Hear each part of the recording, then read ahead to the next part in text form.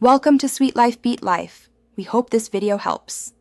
You begin by creating your Dispute Panda account and completing verification.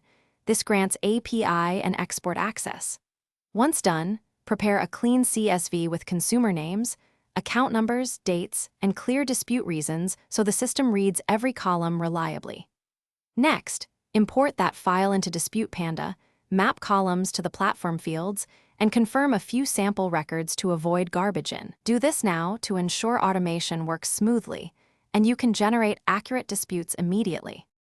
You now configure case details and letter templates so each dispute is personalized. Use variables for consumer names, dates, account ID, and concise dispute reasons.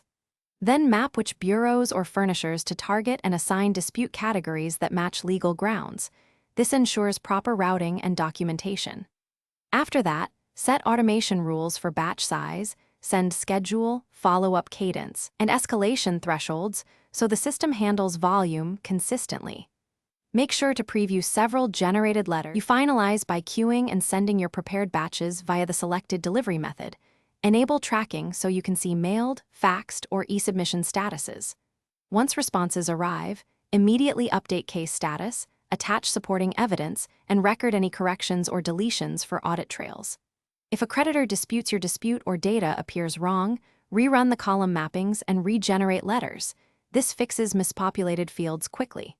Finally, use escalation rules only after attempted resolutions to maintain compliance and clarity. Thanks for watching. Consider subscribing if we helped you.